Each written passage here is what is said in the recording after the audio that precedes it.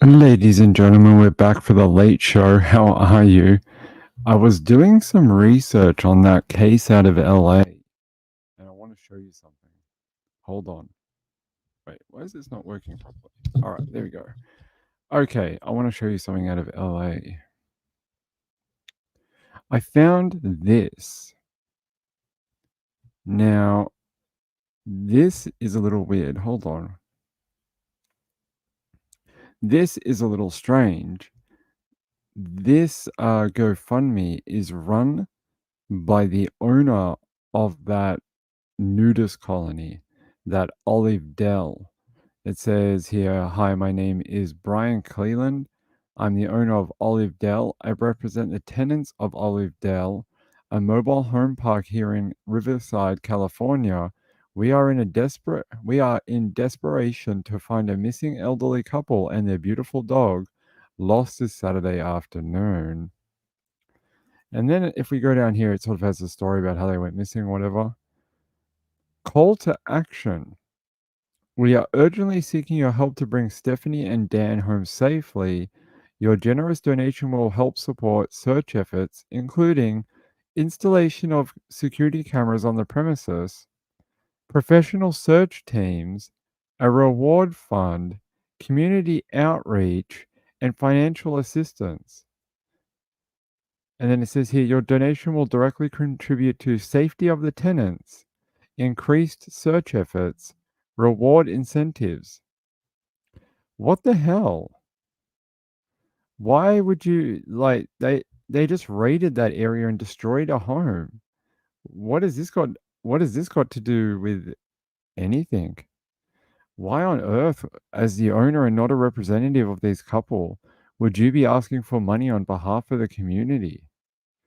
This is just bizarre, because I tell you something, I found something else and I'm going to show you. And I went on the internet and I found this. Hold on. So if you look up Olive Dell, right, they have a Google page, like a Google reviews, and you go to the reviews here. I don't know if I can show you because it has my personal name on it.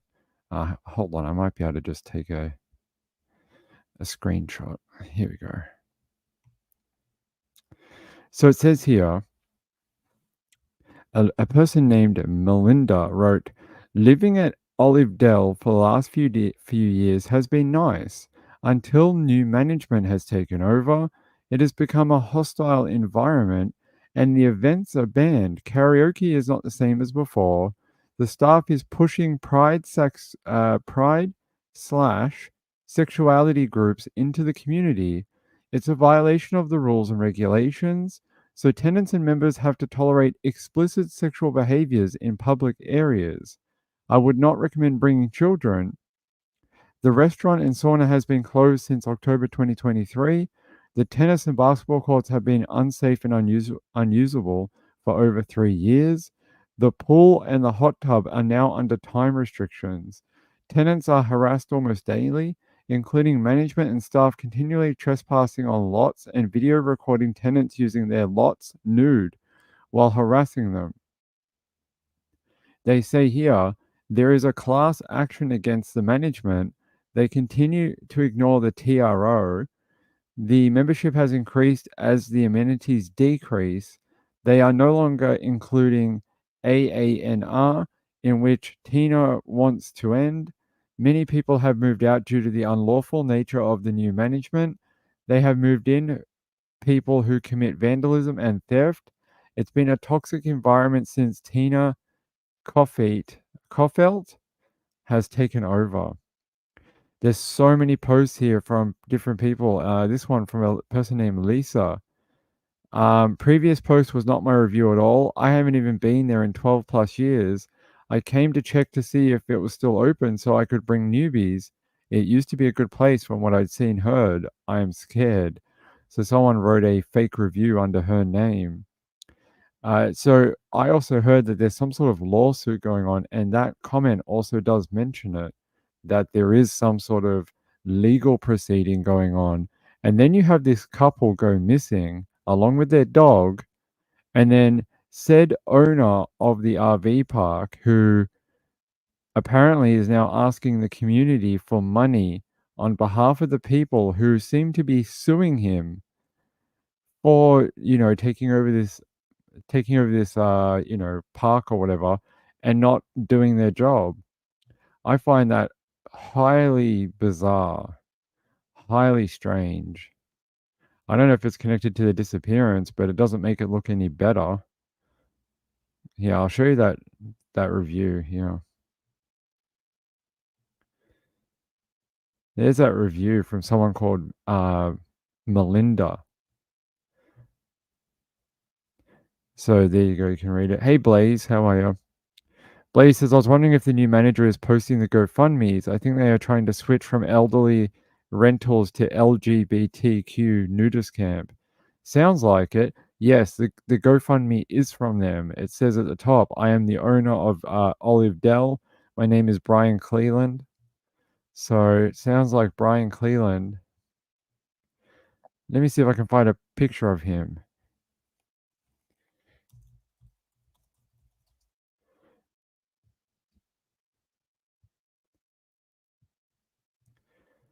Yeah, so if we go to the San Gabriel Times, they have a quote from Mr. Dell. Let me go here.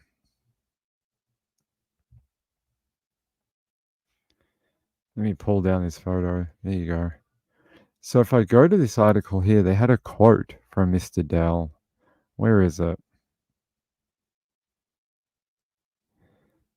Wait, what's his name? It's not Dell.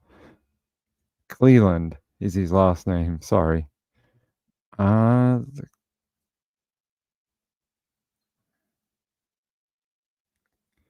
I don't know. I thought they had a quote from him. Okay, maybe they don't. I did search his name and this article popped up. Yeah, it says here, next day, a friend who often went to church with them reported missing. A Brian Cleland, a co-owner of Dell Ranch, has said, where can I find that?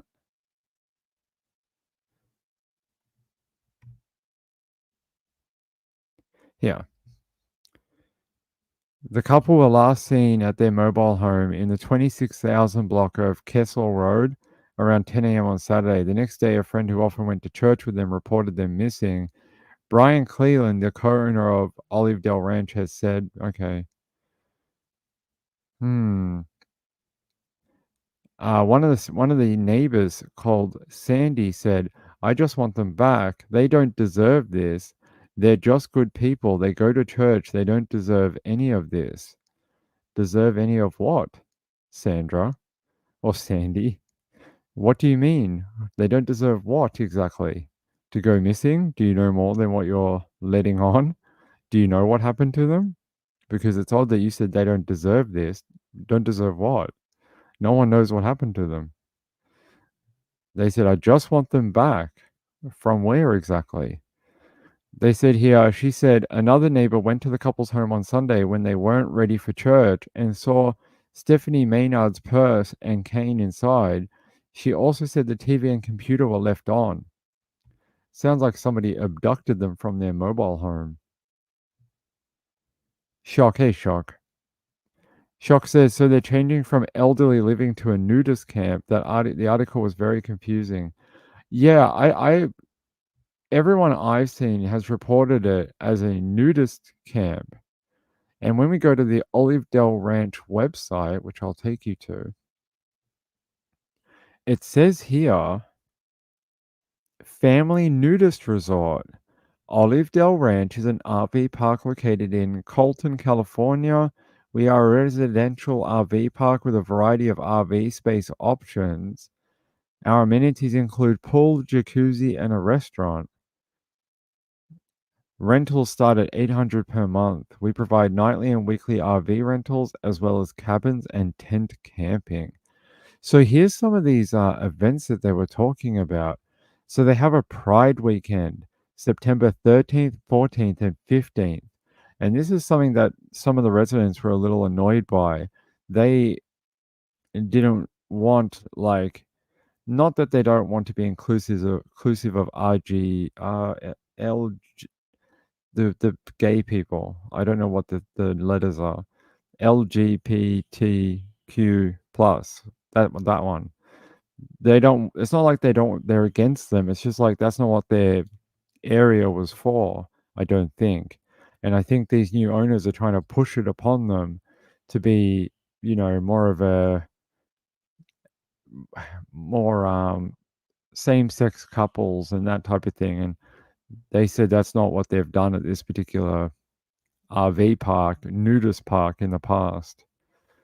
But let's see. Yeah. Sarah and Maddie from Los Angeles. They sound like a gay couple, Sarah and Maddie. They said, my girlfriends and I rented a couple of cabins at Olivedale RV Park, very cozy. The people at the office were so nice and funny. We enjoyed the pool and jacuzzi. In the morning, we went for a run on the trails. Very peaceful, very nice way to start the day. Too bad we had to leave and go back to work. It's a very confused place. It's a confused place. Melissa and Jake, my husband and I took our RV to Olivedale for a week of camping. It was so much fun. Did you get naked at the time? We hiked every day on the 5 miles of trails, watched the sun go down. We spent some time in the clubhouse. It seems there is something always happening there that's fun: card games, bingo, karaoke. We did not sing. Also, the pool and jacuzzi were very nice, especially at night. Met some fun people, planned another trip for the summer. And then you look at their little logo down here, and it's like a nude woman doing yoga or just bending over. I'm not sure which one. There you go. A lady with ample assets doing downward dog. There you go. She's a. Are we allowed to show that on YouTube? Are we allowed to show naked ladies? I'm not sure if we're allowed to show that. We have to not show that. I'm not sure if we're allowed to show naked women. Unclean. Danny, do you need a cold shower? Or just a shower? Rachel said maybe those were for the new managers or fake reviews. I don't know. Yeah, let's go to about club hours. Let's have a look. Okay, club hours. Monday to I don't know. They have all different days. Mondays 10 to 5, Tuesdays 10 to 5, Wednesdays 11 to 5, Thursdays 10 to 5, and the weekends Friday, Saturday are 9 to 8, and Sunday is 9 to 5. Oh, there's that nude lady again. Oh yeah, look, some nude person. Olivedale Ranch is Southern California's favorite nudist resorts for families and couples. Located in Colton, California, just a few miles from San Bernardino and Riverside. Olivedale's central location is close to many of Southern California's main tourist attractions. It's the ideal spot to enjoy the nudist slash naturalist lifestyle, whether visiting for the day or an overnight stay. Okay. What do we offer? We offer a swimming pool, jacuzzi, 5 miles of beautiful hiking trails. Do you have to do the hiking while nude, or can you wear clothes? Residential rentals available. Reserve your weekend or vacation getaway now. Okay. What else do we have? Events calendar. Let's have a look. They definitely advertise themselves as a nudist place, right? Oh, there's that person again. Oh, look, some nude drinks. Look, they're totally naked. My God, avert your eyes, people. They are naked drinks. They they have no serviette. Be careful. The dog? Yeah, I agree. Danny says, "Can you all imagine if your parents moved there? I don't know if I'd be visiting for Christmas. I think I'd send a Christmas card or like an e-card, and I'd be like, have fun. I'm gonna go somewhere else." Yeah, Cuddles is cute. We had a picture of Cuddles. Where is Cuddles? We had a photo of him. Maybe here somewhere? Yeah, there he is. There he is. Oh, hey, that's not cool. There you go. We can do it like that. There you go. Cuddles and the two missing people right there. Retired RN says no family reunion there for me. I'm interested in whether this place used to be just a like an RV club where older people would try to find cheap living and somewhere warm, or was this always a nudist colony? I don't get it. It's almost like when these new people took over, they may have changed what it became. Olive Dell Ranch RV Park in Redlands, California. That looks like it. There's a review page for it over here. Let's have a look. What do they say? Someone here called Sarah H said, was not prepared for the disappointment. I did make a phone call to them before leaving and driving some 30 miles to get to their location, which is in a rather secluded rural area. We were told yes to come down, and upon our arrival, they completely changed their attitude. Let me explain something. I am a burn survivor and heavily scarred. Yes, this is a nudist resort. They were at the least bit of uncomfortable by seeing my scars and with my clothing on. They did not accept me and treated me and my scars as if I was a disease. And of course, they changed their minds about letting us try out their campgrounds. We had no problem leaving this free spirited supposed nudist colony. It was 8 at night and we still had to find a place to go for the night. So, roughly 5 minutes later, we were in our car deciding where we were going to go next. Rudely, we were told that we needed to leave or they were going to call the police on us. We were no threat to them. We gave them no attitude of any kind, and considering it would rather understanding for them allowing us not to be there. No, they're saying they were understanding, of being kicked out. I want to respect people's privacy, of course, but I would not recommend this to anybody, couples, singles, families, for they are not open minded and free spirited as they claim. I had no intentions of being nude, but I had the intentions of being free spirited and open minded. It's very hard as a survivor, not just for myself, but for my family too. They're very supportive and loving to me, and that's all I need. But excuse me for saying, but this place is complete bull duty. Would not recommend it to anyone. So she seemed like they were very judgmental of her being a burn survivor. Pretty gross. Blaze says, "How are you going to sit on a rock and rest while hiking if you have no pants on? You're going to have some very grilled steak. You're going to have some very grilled beef."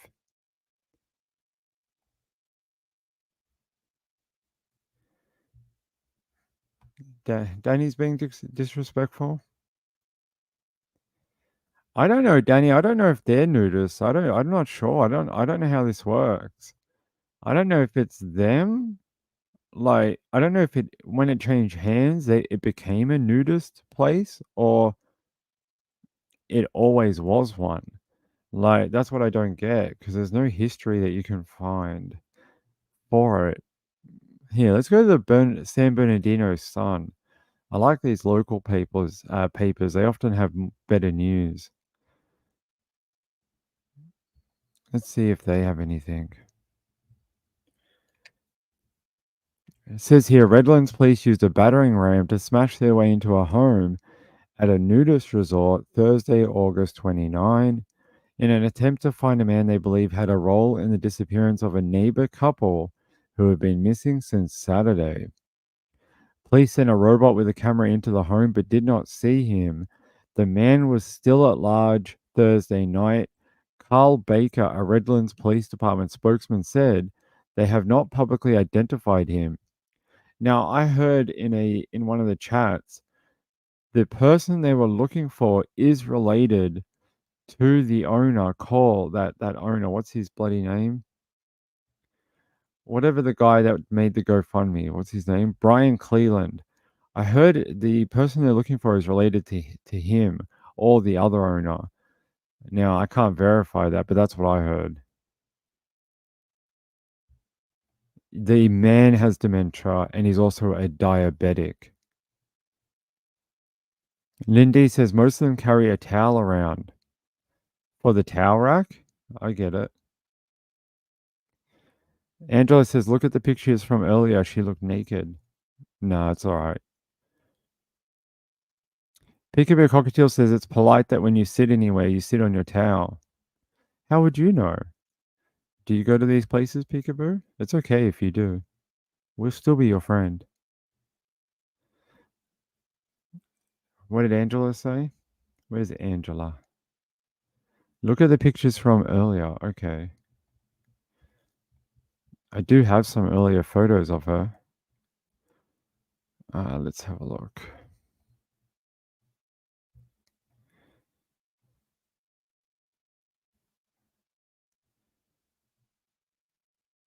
Oh, I don't know if she's nude. It looks like she's wearing like a kimono or something, or I don't know what you call it, like a summer dress or something. I sort of get what you mean though. Here, I'll go to the Daily Mail. They have some photos of her. This photo here, she's wearing like a blue dress thing. There's another photo. Here she's wearing like a purple shawl or something. There's little doggy. Yeah, I don't know if I see any others. What does this say?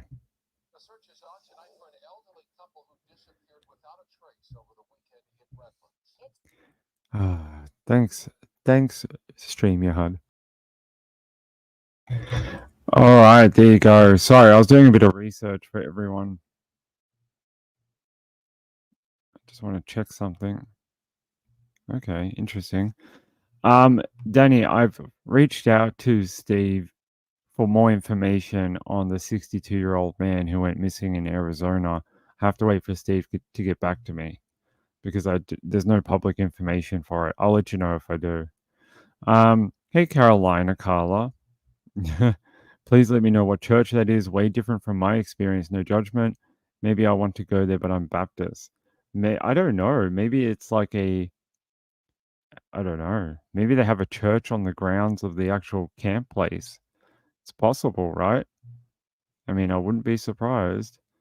They seem to have everything else located there. Let's see. So this was the house. I'll show you a little bit of it. I'm not going to play it all, and I'm going to mute it. So this was earlier. You can see, and I was thinking to myself, if they thought this house was a crime scene, I can't imagine that they would. There's a little drone in the corner here too, hovering. Uh, if this was a crime scene or they thought someone had been hurt in this location, I can't imagine them bulldozing it and destroying it because they would be losing a lot of evidence. So I would have to imagine that they don't believe the couple are in here or that there's any forensic value because I can't imagine them just driving a thing into it and demolishing it if they thought that was the case. But they did this crazy job. They drove this thing into it and then it got bogged. Apparently there's a some sort of sinkhole or the ground is not level. So when they drove through it, the thing got stuck and there was a dude like a police officer in that vehicle. And he couldn't get out. So they had to tow him out. That was very interesting. Yeah, you can see there it's bogged. It's on its side, and the tracks can't get any traction. There's a cop car. Yeah, eventually they tied a rope, pulley on it, and then just dragged it out. Um, yeah, so that was the house that they barged into earlier. Lindy says they go into Moreno Valley to church. Wearing clothes. I'm very suspicious, Lindy. How do you know all this? Are you a nudist, my friend? Do you know people that go there? They wanted to get the guy out, I think. I think he was, holed up in there, so they wanted to get him out. TJ says, "Was the destruction of a house on their calendar of events?" I didn't see it on the list of their events coming up. I did not. Yeah, this was only the first part. They kept going later on. The almost the entire thing is gone, and I think they found a lot of junk, a lot of like hoarders type stuff in there. But yeah, I can't find. I thought I had a link that talked about the other guy that worked there. Hold on, I'll find it.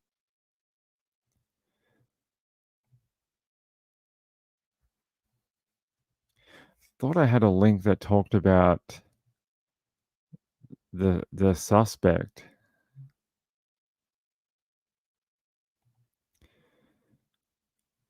Unless I'm going crazy.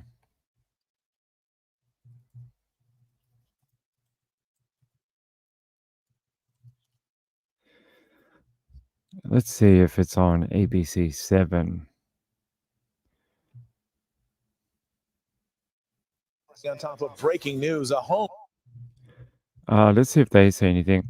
There does say here that police say foul play is suspected in their disappearance, so they must know something that we don't. They don't often name, a disappearance like this with foul play this quickly for no reason. Investigators returned to the area to follow up on that tip. Yep, we already know that.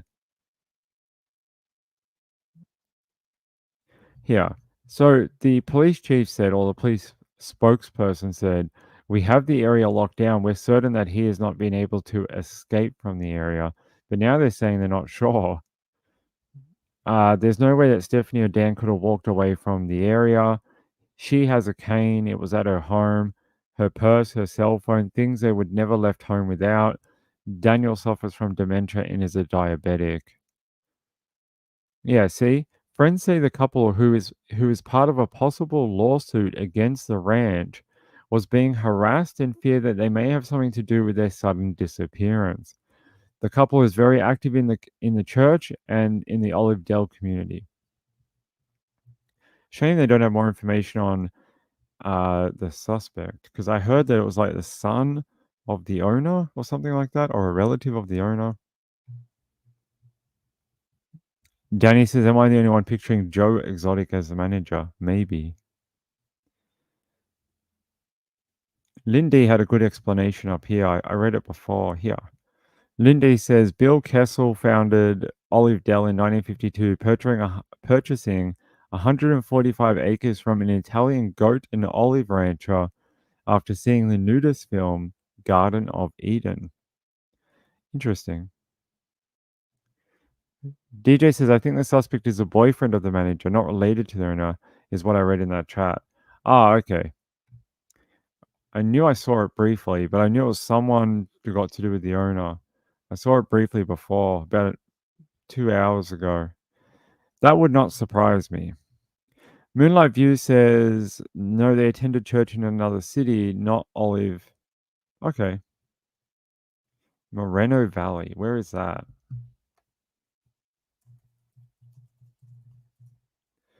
Moreno Valley. Okay, it's not too far away. So if that, yeah, Olive Dale.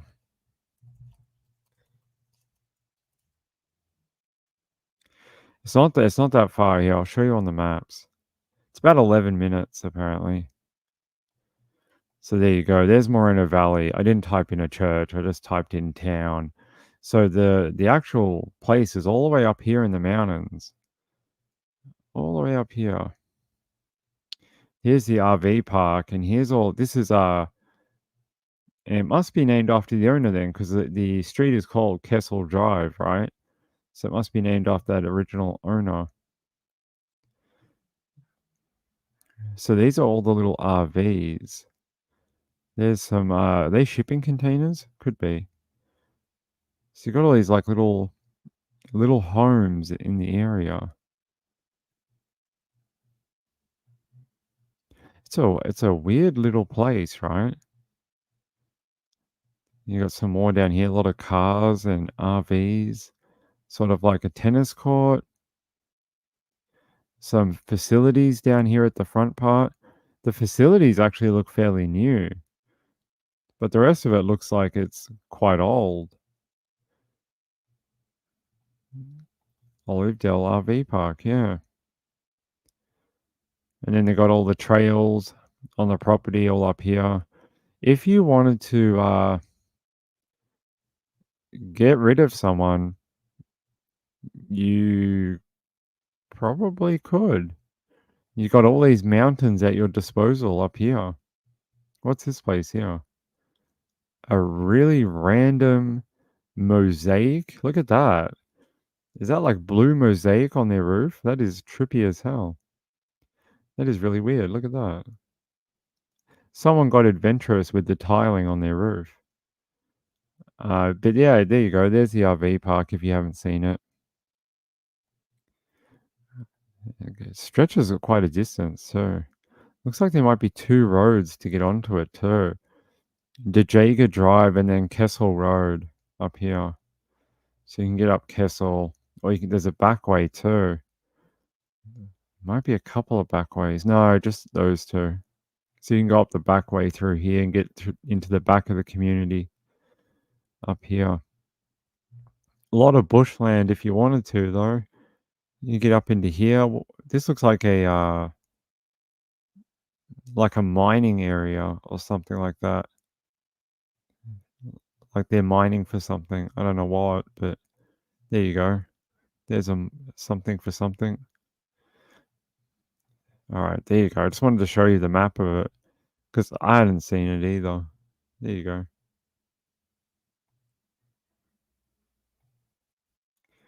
Shock says, were they trying to make them move? No, I think most people had a problem with how the new manager was running the place. Apparently, like we read in the review, a lot of the amenities that they pay a fee for were not being like kept up to date or open at all. So you can see here, this person called Melinda said they had been living at Olivedale for a few years and had been a nice community until new management had taken over, which is the new manager. That is, what's his name again? Brian Cleland. So that's the new manager, and she's accusing him in this review of increasing explicit sexual behaviors in public and inviting more same-sex people to the property, which I don't know why that's a bad thing, especially in California, but sure, I get it. They said here they would not recommend bringing children due to the explicit sexual behaviors that are occurring in the public. And they said things like the restaurant and the sauna have been closed for almost a year. The tennis and the basketball courts have been unsafe and unusable for over 3 years. And the pool and the hot tub are now under time restrictions. And she says here the tenants are harassed almost daily, including management and staff continually trespassing on lots and video recording tenants using their lots in the nude while harassing them as well. They're saying there is a class action against the management. They continue to ignore the TRO. What is a TRO?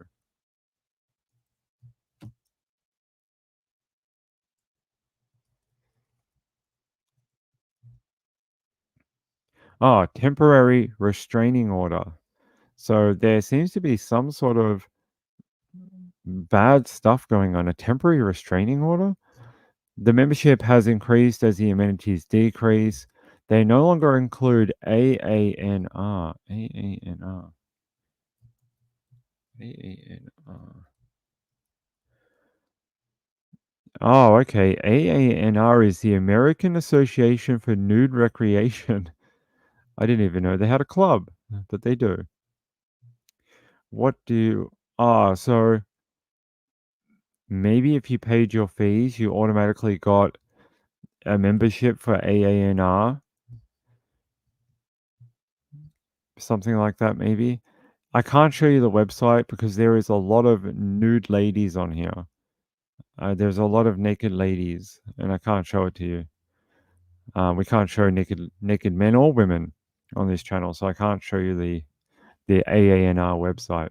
There's a lot of nude kids. Not nude kids, ping, no. There's a lot of naked people. It's not a club, it's a gang. What is their gang sign, Danny? And is it explicit? Do you need a warm up to be able to perform the gang sign, Danny? Lynn D says the longtime residents didn't want the atmosphere of the place changed so much. It sounds like they were quite happy with how it was. It was sort of a pretty relaxed place, very quiet, and they were just left to their own devices to do and live how they wanted. But since this new management has taken over, they've turned it into sort of like a nightclub. And that's sort of the feeling I get from reading their reviews and comments, that it's sort of turned into like spring break for nude people. And that's sort of what's been going on. So I think they're very unhappy with that. The loud noise, the parties, the constant interference in their lives, and the harassment over doing things that they've been doing there for, 20 years without being annoyed. And now they're being told off. So, yeah, I would like to know more about this possible lawsuit. According to ABC7, the couple are currently involved in a possible lawsuit against the nudist ranch over alleged harassment. The pair are also, very active. Okay. All right. I don't have any more updates on this, and we're just going around in circles now, but we'll keep an eye on it, and I'll bring you more. I want to tell you about what happened at Disney World tonight. You guys all like Disney World? I like Disney World. I've been there. I want to show you something. I went on the internet and I found this. No, apparently today at the Magic Kingdom, two people got into a bit of a fisticuffs, right? And then someone popped a child's balloon, and people thought it was gunfire. So a giant stampede took place, and people just bolted. People dropped things, left it looking like a war had gone on, and they just ran away.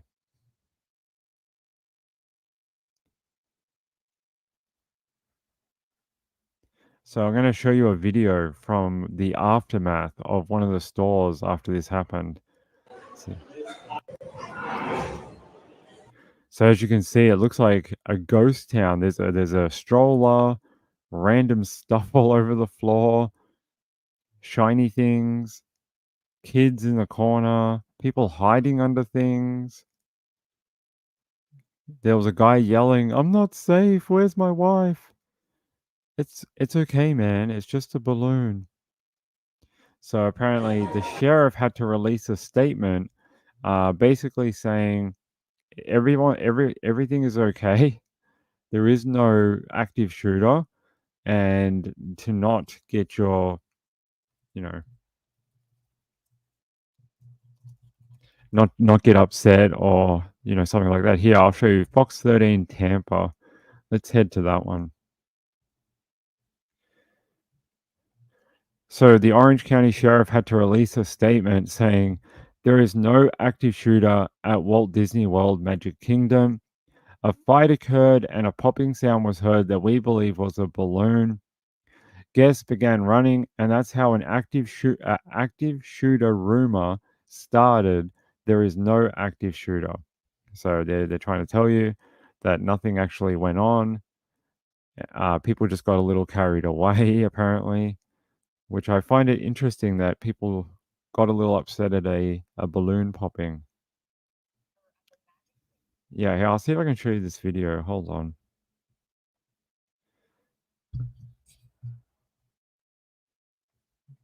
The video is so small. What's going on?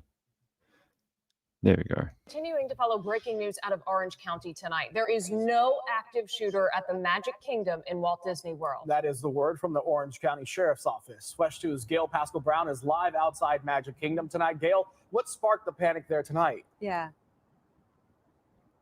Well, according to the Orange County Sheriff's Office, there was some sort of fight, and then there was a popping sound believed to be a balloon, and that is what sent people into a panic. Let's go now to some video that we received into our West 2 newsroom, and this is of the Emporium, which is located at the Magic Kingdom on Main Street. And as you can see, you can hear the panic. You can see people hiding, and you can see stuff just strewn all over the place and knocked off the shelves. Now, the statement that we received tonight from the Orange County Sheriff's Office goes like this, that a fight broke out at, or occurred rather, and a popping sound was heard that we believe was a balloon. Guests began running, and that's how the active shooter rumor started. But there is no active shooter. Again, there is no active shooter.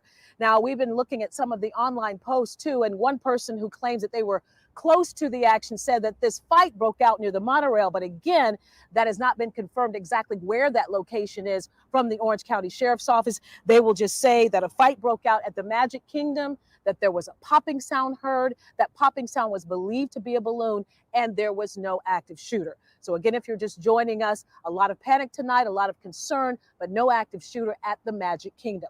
We, of course, will follow up if we get more information about the situation. So there you go, an interesting night for people at the Magic Kingdom in Florida. No shooter, just a balloon. Hope everyone's calmed down. People in the crowd will do all sorts of random stuff, apparently. By the way, I have an update out of the story that we brought you yesterday, and that a man has been charged after 2 bodies were found in a Mitchelton home in Brisbane's northwest on yesterday morning. Police say the man was charged with murder by reckless indifference for allegedly failing to contact emergency services after the pair suffered an adverse reaction to drugs. Interesting. A Brisbane man has been charged with murder by reckless indifference for allegedly supplying drugs to 2 people, then failing to render assistance when they suffered what police described as an adverse reaction. Queensland Police Detective Senior Sergeant Nick Jones told reporters there had been 4 children aged between 5 and 15 at the property when the deaths occurred on Thursday, and that one had called 000 for help. On arrival, emergency services found a Mitchelton woman, 35, and a man described by police as a friend, 61, unresponsive. They were declared dead at the scene. Police also located a man, 41, from Greenslopes at the property. He was later arrested and charged with murder. Jones said the man had assisted police and participated in a recorded interview. He is due to face court on Friday. Jones said it was alleged the man supplied drugs to the dead man and woman, and that we're pretty confident that at least some of those drugs were cocaine and amphetamines. He said the alleged victims had an adverse reaction, but that it would not be clear whether that related to the quantity or quality of the drugs they had consumed until toxicology and drug analysis results were obtained. They're saying these adverse reactions happened that night, and the accused man allegedly stayed overnight. We're not sure of the exact time frame. Part of the investigation is establishing that exact timeline. We believe he was there when the drugs were used, they said. Jones said police contacted the father and grandmother of the children found at the scene, who were now in care of close family. It was a traumatic situation for the children. They were taken to a place of safety. In 2019, Queensland changed its definition of murder to include cases of reckless indifference to life. Questioned about why police had preferred a murder charge, Jones told reporters, "It's a complex legal issue, I'll grant you that. However, we believe the most appropriate charge that relates to the circumstances involved. There is an onus on people where others are in difficulties, particularly medical difficulties, to take some action where appropriate. Our allegation will be, as per my original statement, that did not occur." He did not appear in Brisbane's Magistrates Court when his charges were mentioned on Friday. His charges are set to be mentioned again in the same court on October 8th. Interesting. That is the first time I've ever heard of that new charge being used. So let me give you the simplified version of what happened. It seems like 3 people were in the house together on the night before. There's a few children there too. I think they said between 5 and 15. A man supplied 2 of them, the 35-year-old woman and a 61-year-old man, with a mixture of cocaine and amphetamines. They both suffered some sort of adverse reaction overnight and passed away. During this adverse reaction, the man who was 41, he's been arrested because he didn't help them. And that's why he's being arrested for murder, because he didn't call for help when he knew they needed medical care. So that is, yeah, he didn't attempt to help them in any way. He knew they were having difficulties and just let them die. That is very strange.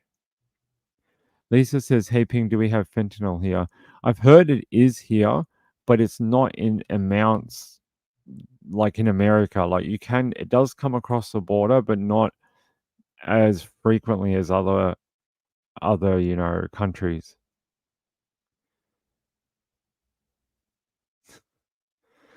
Oh yeah. And Danny says, yeah, he didn't attempt to save them. That's right. Cakesboo said that should be charged more often. Well, it's a new charge, so hopefully they will use it more often. Angela says, if he sold them, it's not his fault they died. I think maybe it's more like it was a friendship, that they were friends. Why would he stay overnight if, they're not friends or something like that? It sounds like they were probably pretty friendly. Lisa says, sounds like lace drugs. Either lace drugs, or it'll end up being like the toxicology of what they find is not what he believed it was. It could have been something like there is a lot of this type of chemical going around that is sold as amphetamine or cocaine, but it's not actually either of those, and it causes death if you have too much of it. Like you could have your normal amount of whatever you have, and if you had that in this particular chemical, it'll kill you. Let me see if I can find it.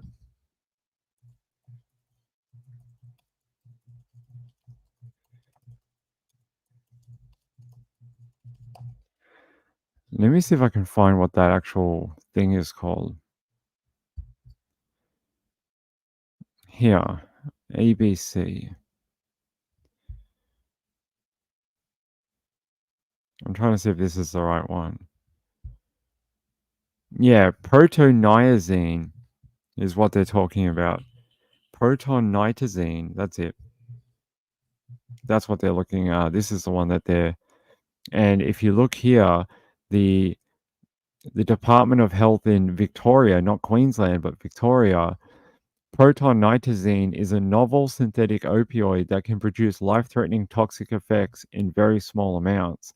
And they're saying that about the only thing that can reverse it is naloxone, which is that drug that reverses opioid overdoses. But they're saying it has been sold as here, a white powder sold in Melbourne as cocaine contains a potent opioid. So people are using it, like selling it as cocaine or whatever, but it's not. A troll alert? Hold on, guys.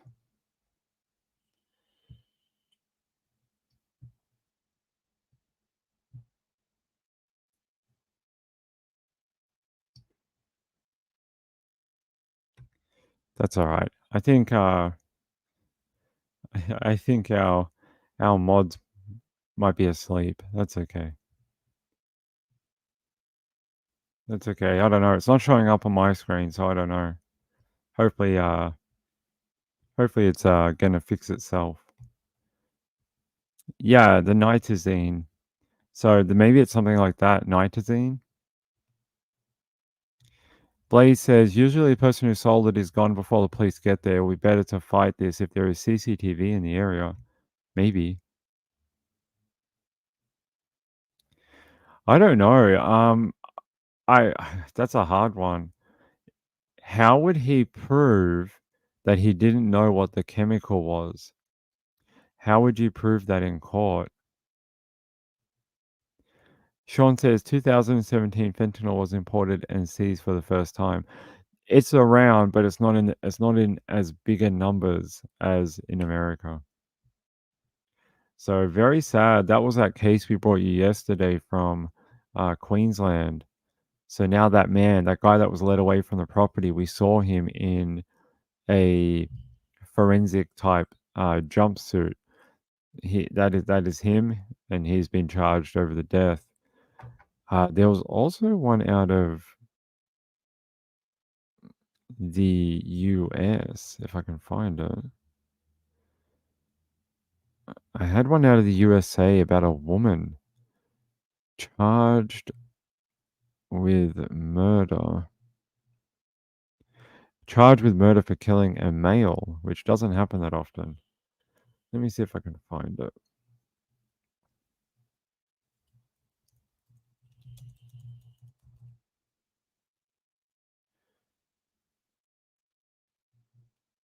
Yeah, I found it.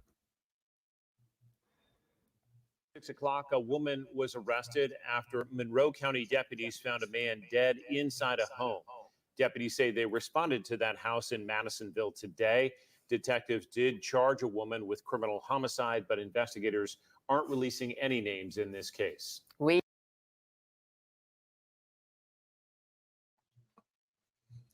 So it says here, a woman was arrested and charged. Hey, we'll pause that.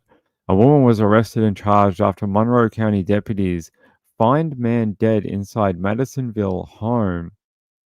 They said the Monroe County Sheriff's Office said a man was found dead inside the home early Thursday morning, and a female subject was taken into custody. It says here she was charged with criminal homicide Thursday after deputies found the man dead inside the home. A release from the sheriff's office said the home is located on Belcher Gap Road and a man had been found dead inside.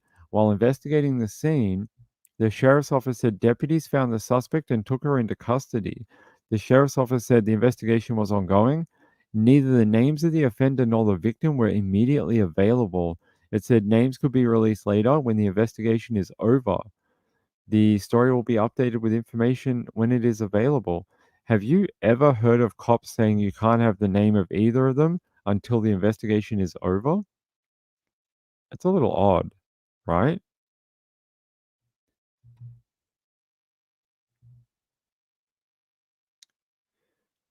Yeah, his suppliers were charged. Seems like there was some sort of fraud going on there too.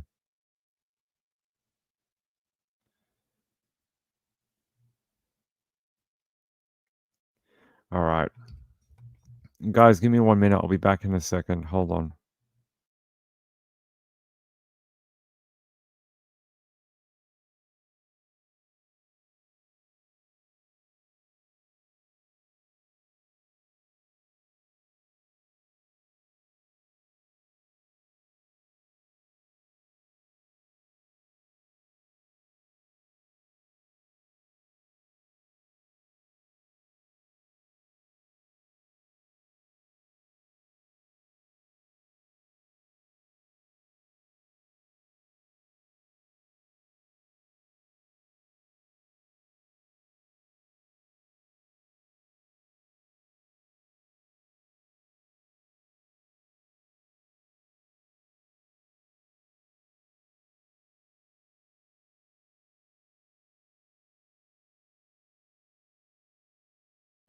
There we go. Sorry, we had a delivery at the door. All right, let's see what else we have before we wrap up for the night. We've been on far too long tonight. All right. Let me see what else I have for you. All right, here we go.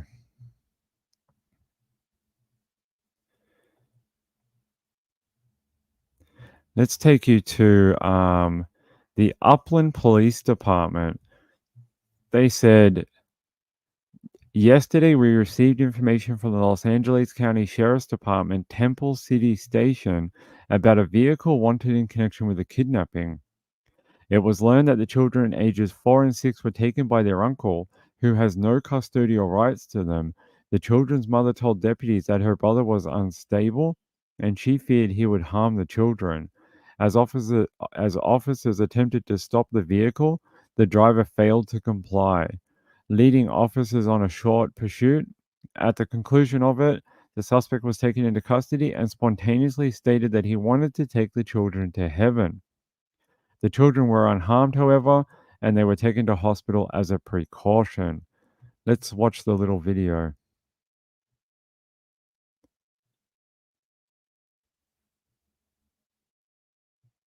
Oh, Do we stop at a sale red? Trail 6. Trail 6. Behind the 207 vehicle. We're at Foothill. Do we stop at a sale red? 10-4. 29, we're FTY so far. Headed towards Mountain. Speedfield 40, number 2 lane. 29, we're still eastbound. Coming towards Mulberry. 38 miles an hour. Continue eastbound.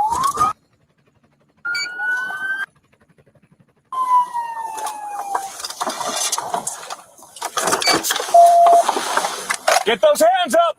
Don't you move!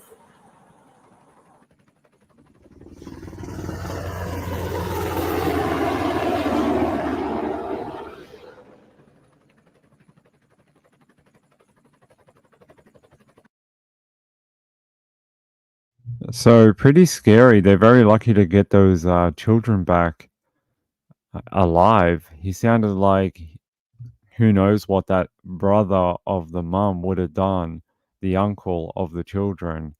Very good job by Upland Police being able to get those children ages 4 and 6 back to the mum without them being harmed. But what a weird thing to say to the police, that he wanted to take the children to heaven. There's a lot of weirdos out there. Gambler, yeah, we can do that. We can do that before we go. So Roy, Mr. Gambler showed me this. Apparently that Anita Moy, that real estate agent that went missing in Canada, they eventually found her body. The news that came out last week was that they arrested a bunch of teenagers, but I have a different update. Appearance of a Markham woman, a homicide investigation. Tonight, the search for Yu Ying Mui, her last known whereabouts, and the concerns from family and police. Good evening. The real estate agent's been missing since Friday. Her lover. No, that's an old one, but that's all right. I'll tell you the details. They said a suspect who is the subject of a Canadian-wide warrant in connection with the murder of a Markham, Ontario real estate agent, Anita Moy, may have fled the country, according to the regional police. On Wednesday, police announced that the 47-year-old, I'm not even going to try pronounce his name, but that's his name. I couldn't even pronounce it even if you wanted me to. He was wanted for first-degree murder in Moy's death. They said, we do believe that he may not be in Ontario, hence why we put out a Canadian-wide warrant. There is a belief that he has fled the country, and to where, we don't know.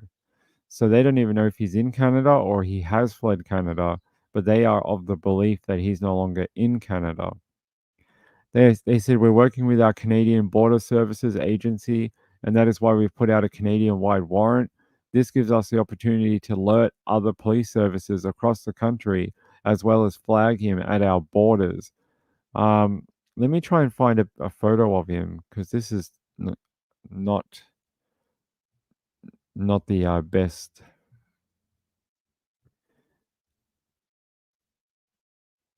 Yeah, let me check this out.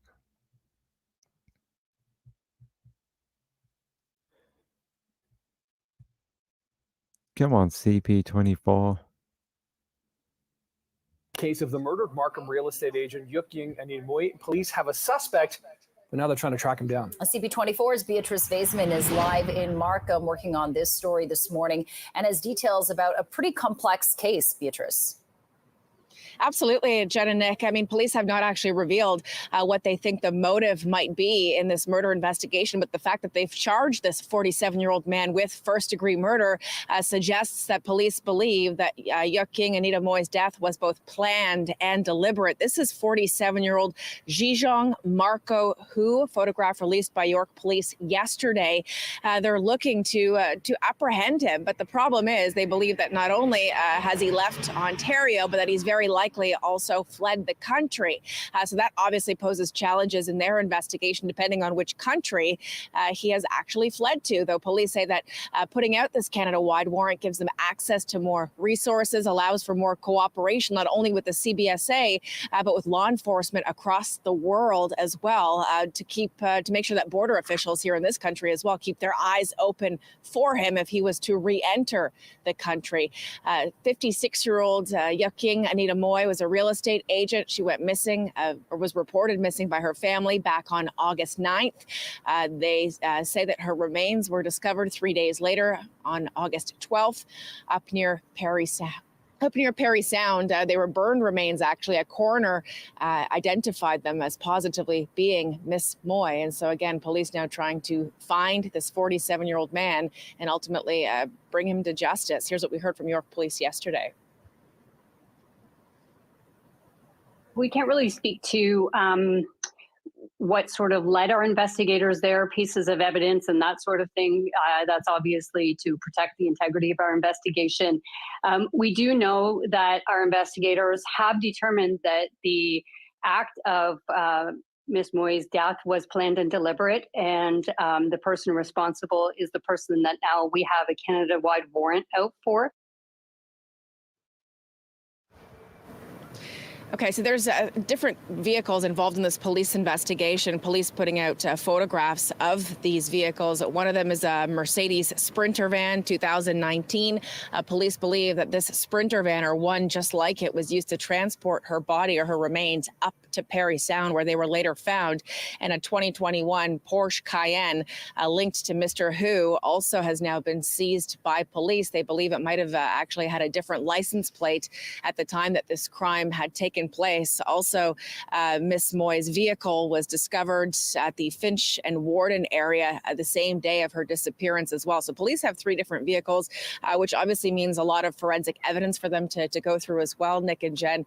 And hopefully, as this investigation continues, we'll start to get a better understanding of what led police to connect Mr. Hu with Miss Moi, and also what precipitated just this awful tragedy.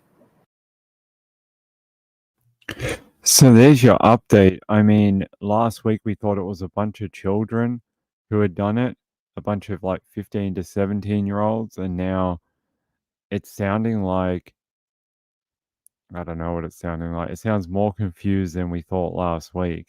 They said it was targeted. So was he stalking her? Or did he just target her for her wealth? Carolina sent in a super sticker. I really appreciate that, Carolina. Thank you. Let me see. I can see the sticker if I go to my YouTube page. For some reason, they don't show up in our chat on the other one. Oh, she sent the little dog, the little orange dog with the good luck. Thank you. I really appreciate it. It's very, very sweet of you. And it does help. It helps out a lot.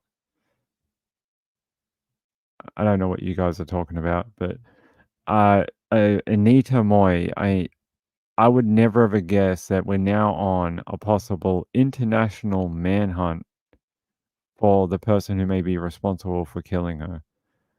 I thought when we got those children, that would have been it.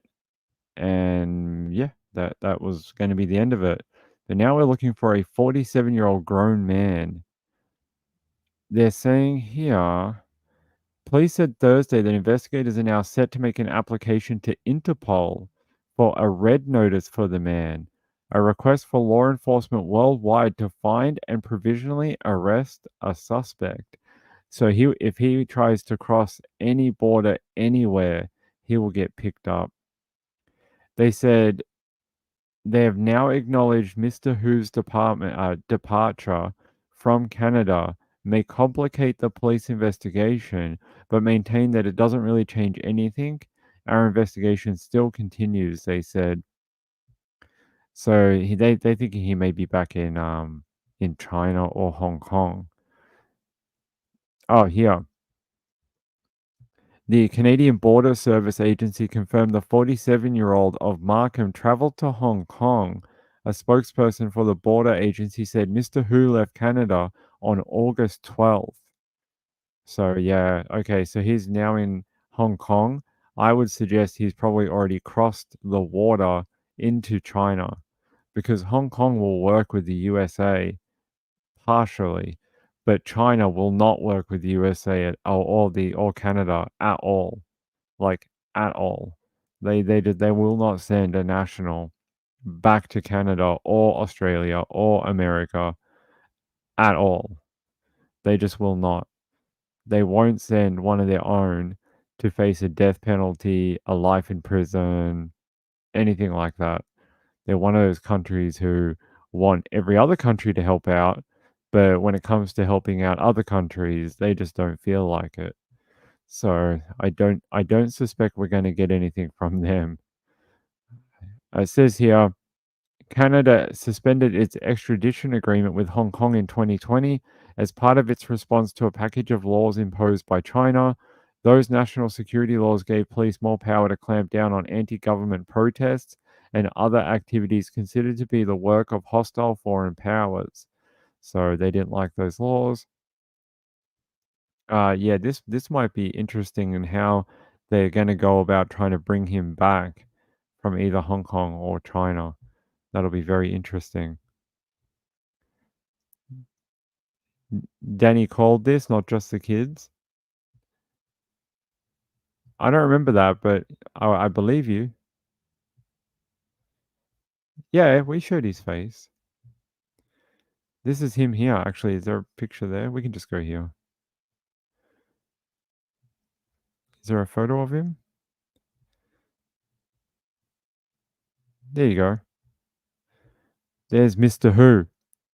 Mr. Hu is wanted for killing, or allegedly killing, or being involved in Anita Moy's death and disposal of her remains. There you go. You see this guy? They're going to find him. He's going to have an Interpol red notice. So he can't cross any borders. He gets anywhere near a border and they find his ID, he is done. They will not let him go. He will be apprehended to face court in Canada. It could be a long journey though. When you get apprehended in a foreign country through an Interpol red notice, it could be a while. It takes years to do those type of extraditions. The coffee thrower? Oh, the guy. Oh, I don't know.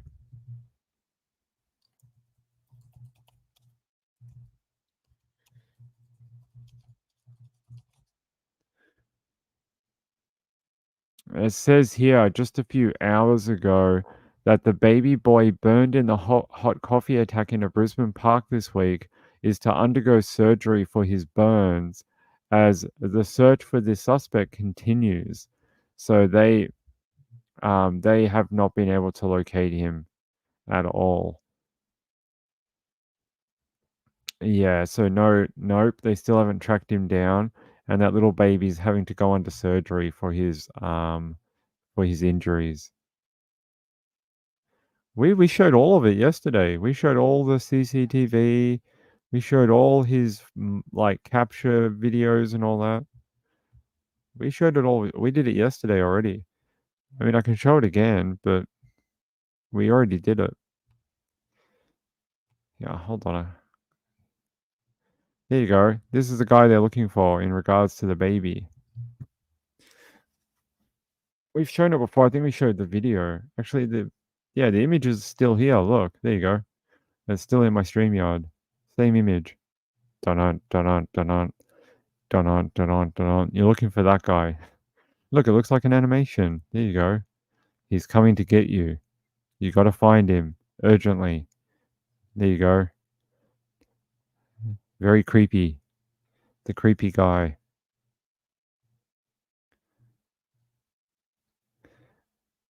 It was taken just near the park from a CCTV camera. There was another one that showed him running here. This is him running away after the attack.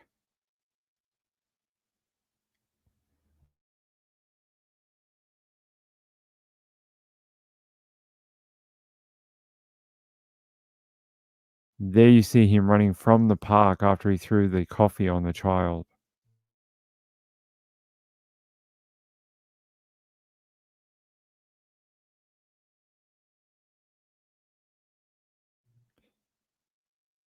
There's another video. I haven't seen that one before. There you go, running through the park still like the loser he is. He just runs like a weirdo too. All because he decided to throw a coffee on a child. A boiling hot coffee. What an absolute idiot and a loser. That poor child. I heard that baby's going under surgery today for his wounds, unfortunately. Baby suffered burns to 60% of its body from that coffee. And it wasn't like a cup of coffee. That's what I thought at first, but it wasn't. It was a thermos. So a thermos full of coffee was dumped onto the child, not like a little cup. It was like a liter. Here's a photo of the little baby, unfortunately. You can see him with the compression top on to help with his burns and to keep his dressings on. So he's actually going under surgery today to address some of his issues, unfortunately. It's very sad. I hope he recovers very urgently. Candy for You says, hello, everyone. Hello to you, Candy for You. But that's it. That's our last story for the night. We're going to wrap up it. I've been on for far too long today. Far too long. It is sick. It is. Hopefully they can track him down quickly. Hey, I want to thank all the people who support this channel. I have far too many nice people who do too many nice things for me. But I do appreciate it, including Carolina for sending in the super sticker for tonight. Thank you very much. It's very kind of you. And we'll be back. We'll be back tomorrow. Tomorrow's Friday night. We'll be back. Probably a bit more of a later show tomorrow night. Friday, Saturday nights tend to be a late show. And yeah, so it'll be a bit more of a later day. Friday, Saturday, and then we're back Sunday at our normal times for Sunday, Monday, Tuesday, Wednesday, Thursday. I will see you then. I'll see you then tomorrow night. All right? Hey, peace out. Good night. Thanks to everyone who supports the channel. I appreciate it. See you later.